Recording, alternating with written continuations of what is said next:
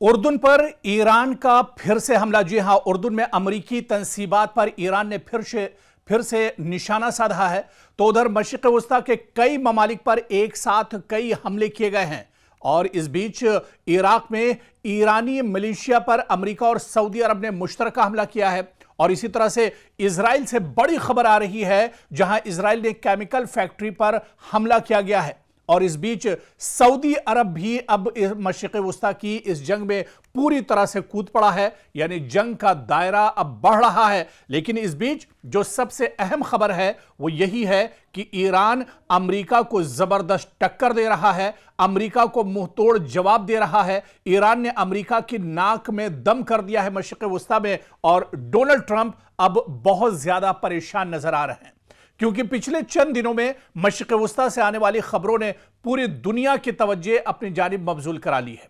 मुख्तलिफ महाजों पर हमले, जवाबी कार्रवाइयां और सख्त बयानात ने यह तासुर पैदा किया है कि खित्ते में कशीदगी का दायरा मजीद वसी हो रहा है।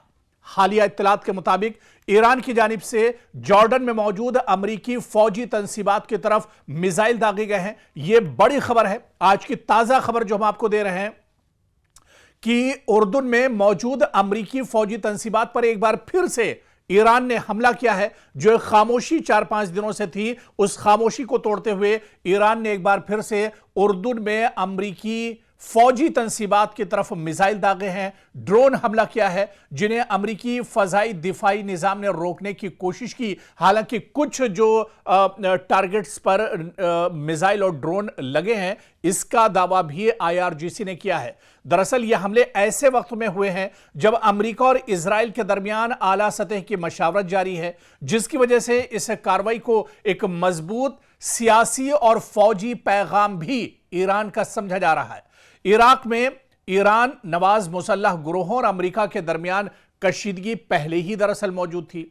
अगर अमेरिका या इसके इत्तेहादी इन ग्रोहों के खिलाफ कार्रवाइयां बढ़ाते हैं तो इराक एक मर्तबा फिर बड़े तसादुम का मैदान बन सकता है, क्योंकि यहां अमरीकी फौजी मौजूदगी और ईरान के असर और रसूख के दरमियान कशमकश कई बरसों से जारी है। और इस बीच आपको बता दें कि इजराइल के अंदर भी अहम तंसीबात को निशाना बनाने की इत्तलात सामने आई है।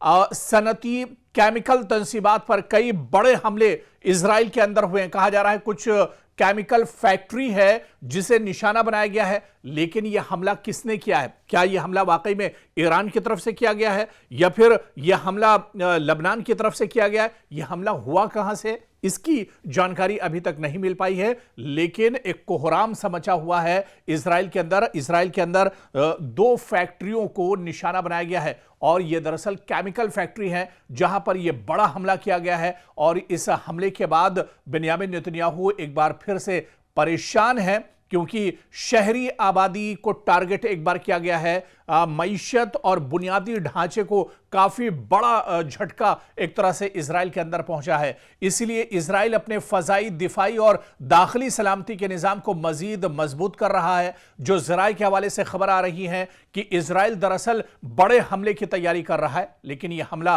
कब होगा यह अभी कहना मुश्किल है, क्योंकि इजराइल हालात पर नजर बनाए हुआ है। हालांकि इजराइल की तरफ से मशरिक़ वस्ता और खासतौर से गजा की अगर बात की जाए तो गजा में इजराइल लगातार हमले कर रहा है, लगातार वहां पर मासूमों का खून बहा रहा है। लेकिन आप देखिए कि अब पूरा मशरिक़ वस्ता यहां पर हलचल इतनी तेज हो गई है, पूरा मशरिक़ वस्ता बारूद के ढेर पर एक तरह से बैठा हुआ है। सऊदी अरब भी अब एक तरह से जंग में कूद गया है।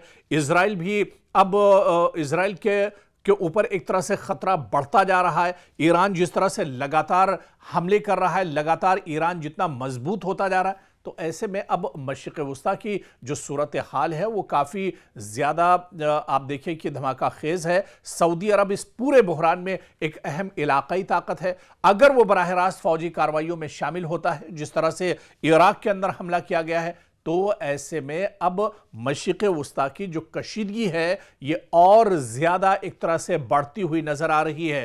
तो उर्दन पर बड़ा हमला हुआ है, और यह हमला एक बार फिर से जॉर्डन में ایران نے کیا ہے، جبکہ پورے مشرق وسطی میں کئی ممالک پر کئی دنوں کی خاموشی کے بعد ایک بار پھر سے حملے شروع ہو گئے ہیں۔ یعنی پورے مشرق وسطی میں اب ایک طرح سے آگ لگ چکی ہے اور پورے مشرق وسطی میں اب ایک طرح سے بے چینی بڑھتی جا رہی ہے۔ دنیا کی نظریں اس وقت صرف ایران اور امریکہ کے درمیان جاری کشیدگی پر نہیں بلکہ اس سوال پر بھی مرکوز ہیں کہ کیا امریکی عوام کو جنگ کی اصل قیمت بتائی جا رہی ہے۔ کویت میں ایرانی حملے میں امریکی فوجیوں کی ہلاکتوں کے بعد اب یہ بحث شدت اختیار کر گئی ہے کہ آیا ٹرمپ انتظامیہ نے جانی نقصان کے مکمل تفصیلات عوام سے پوشیدہ رکھی یا نہیں۔ حالیہ دنوں میں سامنے آنے والی رپورٹس نے اس معاملے کو مزید حساس بنا دیا ہے، کیونکہ امریکی فوج کے جانی نقصان کے اعداد و شمار اور ان کی سرکاری رپورٹنگ پر سوالات اٹھائے جا رہے ہیں۔ آپ دیکھیں کہ ایران اور امریکہ کے درمیان جنگ کے ابتدائی مرحلے میں کویت کے پورٹ شعیبہ میں قائم امریکی فوجی تنصیب، امریکی جہاں پر ایئر بیس ہے، وہاں پر ایرانی ڈرون حملہ ہوا تھا اور اس حملے میں کم از کم 6 امریکی فوجی ہلاک اور متعدد زخمی ہوئے۔ بعد میں یہ حملہ ایران کے خلاف جاری جنگ میں امریکی فوج کے لیے ابتدائی اور مہلک ترین حملوں میں شمار کیا گیا۔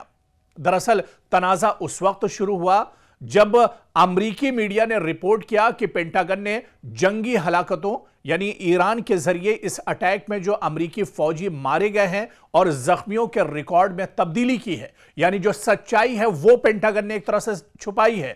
کچھ رپورٹس کے مطابق بعض فوجیوں کی ہلاکتوں کو مرکزی جنگی اعداد و شمار سے الگ زمرے میں منتقل کیا گیا، جبکہ زخمیوں کی تعداد بھی بعد میں خاموشی سے بڑھا دی گئی۔ ناقدین کا کہنا ہے کہ اس سے جنگ کی اصل انسانی قیمت کم دکھائی گئی، تاہم امریکی حکام نے اس تاثر سے اختلاف کرتے ہوئے اسے انتظامی یا ڈیٹا اپ ڈیٹ کا معاملہ قرار دیا ہے۔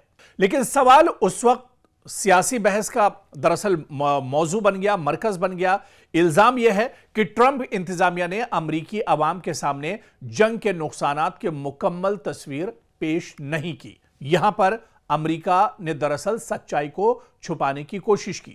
دوسری جانب ٹرمپ انتظامیہ کی جانب سے اس بات کی تصدیق نہیں کی گئی کہ ہلاکتیں جان بوجھ کر چھپائی گئیں۔ سرکاری موقف یہ رہا ہے کہ ریکارڈ میں تبدیلیاں تکنیکی اور انتظامی وجوہات کی بنا پر کی گئیں۔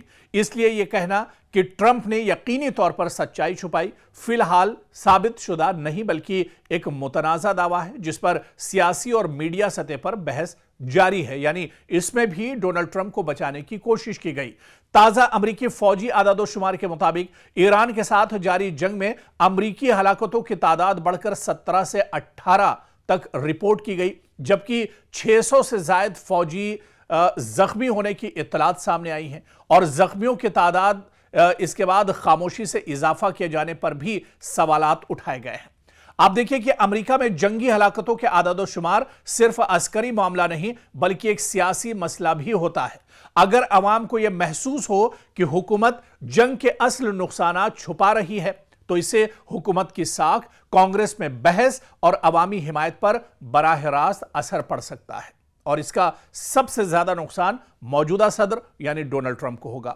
اسی وجہ سے سابق فوجیوں، بعض قانون سازوں اور میڈیا اداروں نے اس معاملے میں مکمل شفافیت کا اب مطالبہ کیا ہے۔ باقاعدہ وہاں کی سرکار سے ڈیمانڈ کیا جا رہا ہے کہ جو سچائی ہے وہ عوام کے سامنے ایک طرح سے آنی چاہیے۔ یعنی اگر پینٹاگن آئندہ دنوں میں مزید تفصیلات جاری کرتا ہے یا کانگریس اس معاملے کی تحقیقات کرتی ہے تو یہ واضح ہو سکے گا کہ ریکارڈ میں تبدیلی صرف انتظامی نوعیت کی تھی یا واقعی جنگی نقصانات کی رپورٹنگ پر سوال اٹھتے ہیں۔ فی الحال اتنا ضرور کہا جا سکتا ہے کہ کویت میں ایرانی حملہ امریکی فوج کے لیے ایک بڑا دھچکا ثابت ہوا ہے، جبکہ ہلاکتوں اور زخمیوں کی سرکاری رپورٹنگ نے ٹرمپ انتظامیہ کو ایک نئے سیاسی اور عوامی تنازع میں کھڑا کر دیا ہے۔ یعنی کویت میں جو حملہ ہوا تھا، یہاں پر جو انسانی نقصان ہوا ہے، جو امریکی فوجیوں کی ہلاکت ہوئی ہے، اس کے بعد اب ڈونلڈ ٹرمپ کی پریشانیاں امریکہ میں اور زیادہ بڑھتی ہوئی نظر آ رہی ہیں۔